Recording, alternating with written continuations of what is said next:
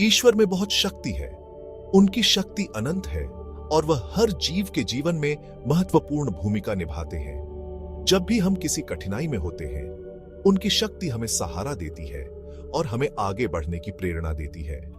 उनकी शक्ति का कोई अंत नहीं है और यह हमें हमेशा याद रखना चाहिए कि हम कभी अकेले नहीं हैं। वे दयालु हैं और सबको माफ कर देते हैं। उनकी दया और करुणा का कोई मोल नहीं है। जब हम गलती करते हैं तो वह हमें माफ कर देते हैं और हमें सही मार्ग पर चलने की प्रेरणा देते हैं। उनकी दया हमें सिखाती है कि हमें भी दूसरों के प्रति दयालु और सहनशील होना चाहिए। उनकी करुणा हमें सच्चे अर्थों में मानवता का पाठ पढ़ाती है। दुनिया को बनाने वाले वही हैं। उन्होंने इस सृष्टि की रचना की है और हर जीव को जीवन दिया है। उनकी रचनात्मकता और सृजनशीलता का कोई मुकाबला नहीं है। हर पेड़, हर फूल, हर नदी और हर पर्वत उनकी महानता का प्रतीक है। उनकी सृष्टि की सुंदरता हमें यह याद दिलाती है कि हमें इस धरती की रक्षा करनी चाहिए और इसे संजो कर रखना चाहिए। सबका ध्यान रखते हैं और सबको खत्म भी करते हैं। वह हमारे जीवन के हर पहलू का ख्याल रखते हैं और हमें हर दुख से मुक्ति दिलाते हैं। जब हम दुखी होते हैं तो उनकी उपस्थिति हमें सांत्वना देती है और हमें यह विश्वास दिलाती है कि सब कुछ ठीक हो जाएगा। उनकी देखभाल और संरक्षण हमें यह सिखाता है कि हमें भी दूसरों की मदद करनी चाहिए और उनके दुखों को कम करने का प्रयास करना चाहिए। ईश्वर के गुण अनगिनत हैं। उनकी महानता और दिव्यता का वर्णन करना असंभव है। वह प्रेम, करुणा, शक्ति और ज्ञान के प्रतीक हैं। उनकी उपस्थिति हमें यह सिखाती है कि हमें भी इन गुणों को अपने जीवन में अपनाना चाहिए। उनकी महानता हमें यह याद दिलाती है कि हमें हमेशा विनम्र और कृतज्ञ रहना चाहिए। उनकी महिमा बहुत बड़ी है। उनकी महिमा का कोई अंत नहीं है और यह हमें हमेशा प्रेरित करती है। उनकी महिमा हमें यह सिखाती है कि हमें अपने जीवन में उच्च आदर्शों को अपनाना चाहिए और हमेशा सही मार्ग पर चलना चाहिए। उनकी महिमा हमें यह याद दिलाती है कि हमें हमेशा सत्य और न्याय के पक्ष में खड़ा होना चाहिए। वे हर जगह हैं, वे हमारे अंदर भी हैं। उनकी उपस्थिति हमें यह सिखाती है कि हमें हमेशा अपने अंदर की अच्छाई को पहचानना चाहिए और उसे प्रकट करना चाहिए। उनकी उपस्थिति हमें यह याद दिलाती है कि हमें हमेशा अपने कर्मों में ईमानदारी और सत्यनिष्ठा को अपनाना चाहिए। उनकी उपस्थिति हमें यह सिखाती है कि हमें हमेशा अपने अंदर की दिव्यता को पहचानना चाहिए और उसे प्रकट करना चाहिए। ईश्वर हमेशा हमारे साथ रहते हैं।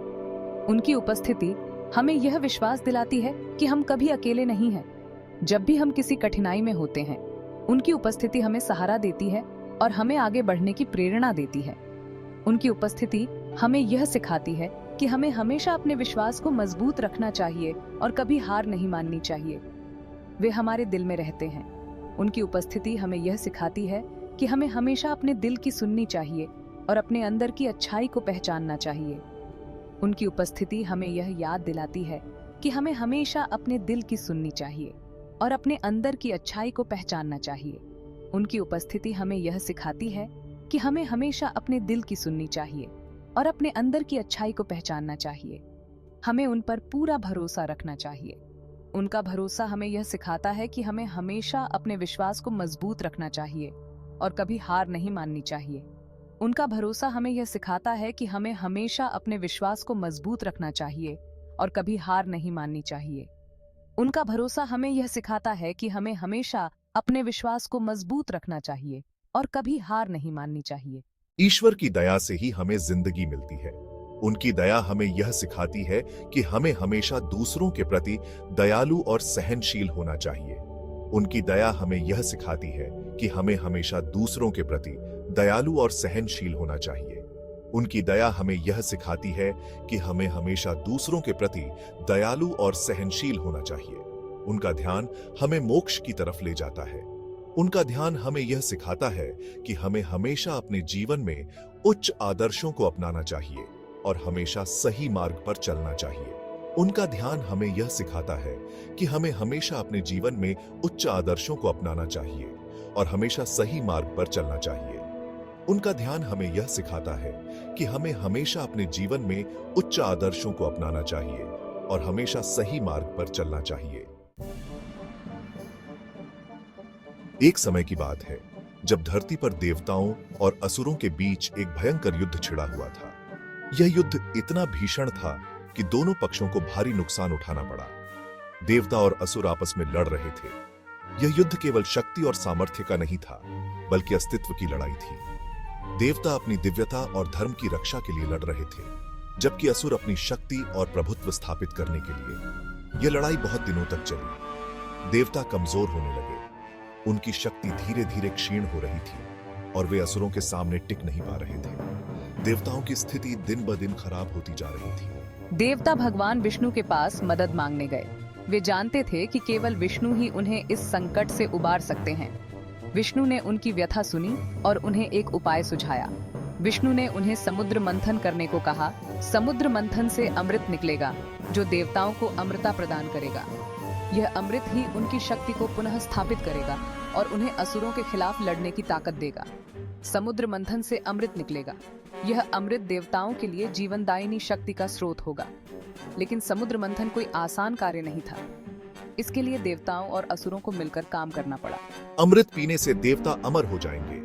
यह अमृत उन्हें न केवल अमरता प्रदान करेगा, बल्कि उनकी खोई हुई शक्ति और ऊर्जा को भी पुनः स्थापित करेगा। देवताओं ने विष्णु के निर्देशानुसार समुद्र मंथन शुरू किया। वे फिर से ताकतवर बन जाएंगे। अमृत पीने के बाद देवताओं ने अपनी खोई हुई शक्ति को पुनः प्राप्त किया और वे असुरों के खिलाफ फिर से खड़े हो गए। इस प्रकार समुद्र मंथन और अमृत की खोज ने देवताओं को नई ऊर्जा और शक्ति प्रदान की, जिससे वे अपने धर्म और दिव्यता की रक्षा कर सके। देवताओं ने असुरों से बात की और समझौता कर लिया। यह समझौता आसान नहीं था, क्योंकि दोनों पक्षों के बीच पुरानी दुश्मनी थी। लेकिन अंततः उन्होंने एक साथ काम करने का निर्णय लिया, क्योंकि वे जानते थे कि यह उनके लिए लाभकारी होगा। उन्होंने मिलकर समुद्र मंथन करने का फैसला किया। समुद्र मंथन एक प्राचीन और पवित्र कार्य था, जिसमें अमृत की प्राप्ति के लिए समुद्र को मथा जाता था। यह कार्य केवल एकता और सहयोग से ही संभव था। यह काम बहुत मुश्किल था। समुद्र मंथन के लिए बहुत शक्ति और धैर्य की आवश्यकता थी। देवता और असुर दोनों ने अपनी पूरी ताकत और समर्पण के साथ इस कार्य को करने का संकल्प लिया। देवता और असुरों ने मिलकर मंदराचल पर्वत को समुद्र में डाल दिया। मंदराचल पर्वत को समुद्र में डालना एक बहुत ही कठिन कार्य था, लेकिन उन्होंने इसे सफलतापूर्वक पूरा किया। यह पर्वत समुद्र मंथन के लिए मथानी का काम करने वाला था। उन्होंने वासुकी नाग को रस्सी बनाया।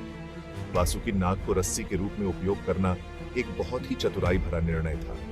वासुकी नाग की लंबाई और शक्ति ने इस कार्य को संभव बनाया। दोनों ने मिलकर पर्वत को पकड़ा और खींचने लगे। ये एक बहुत ही कठिन और थकाऊ कार्य था, लेकिन देवता और असुर दोनों ने अपनी पूरी शक्ति और समर्पण के साथ इसे किया। वे जानते थे कि इस कार्य के सफल होने पर उन्हें अमृत की प्राप्ति होगी। समुद्र में हलचल मच गई। समुद्र की लहरें उफान मारने लगीं और चारों ओर एक अद्भुत दृश्य उत्पन्न हो गया। यह दृश्य देवता और असुरों के संयुक्त प्रयास का प्रतीक था, जो दर्शाता था कि जब वे एक साथ काम करते हैं तो वे किसी भी कठिनाई को पार कर सकते हैं। मंदराचल पर्वत समुद्र में डूबने लगा। भगवान विष्णु ने कछुए का रूप धारण किया। उन्होंने अपने कवच पर पर्वत को संभाला। कछुआ रूप बहुत बड़ा और ताकतवर था। उसने समुद्र को स्थिर कर दिया। समुद्र मंथन फिर से शुरू हो गया। देवता और असुर बारी बारी से वासुकी नाग को खींच रहे थे। नाग के मुंह से जहर निकलने लगा। यह जहर बहुत ही खतरनाक था। समुद्र का पानी उबलने लगा। धरती जलने लगी। सब प्राणी डर गए। हाँ, यह नजारा बहुत डरावना था। सबके मन में डर समा गया था। समुद्र मंथन से बहुत सी अद्भुत चीजें निकली। कामधेनु गाय, उच्चैःश्रवा घोड़ा, देवी लक्ष्मी, रंभा अप्सरा, ऐरावत हाथी और भी बहुत कुछ अद्वितीय वस्तुएं। देवता और असुर इन अनमोल चीजों को पाने के लिए अत्यधिक लालची हो गए। आखिरकार समुद्र से हलाहल जहर निकला। यह जहर इतना खतरनाक था कि पूरी दुनिया खत्म हो सकती थी। देवता और असुर डर से कांपने लगे। वे जानते थे कि यह जहर सबको मार देगा। भगवान शिव ने दुनिया को बचाने के लिए हलाहल जहर पी लिया। जहर उनके गले में ही रुक गया। शिवजी का गला नीला हो गया, इसलिए उन्हें नीलकंठ कहा जाने लगा। आखिरकार धन्वंतरी अमृत का घड़ा लेकर आए। देवताओं और असुरों में अमृत के लिए लड़ाई शुरू हो गई। भगवान विष्णु ने मोहिनी का रूप धारण किया। उन्होंने चालाकी से देवताओं को अमृत पिला दिया। इस तरह देवता अमर हो गए और असुरों को हरा दिया। समुद्र मंथन की कहानी हमें एक साथ रहने का महत्व बताती है। यह हमें मुश्किलों का सामना करने की हिम्मत देती है। भगवान विष्णु ने इस कहानी में धर्म की रक्षा के लिए अवतार लिया। हमें भी उनके बताए रास्ते पर चलना चाहिए।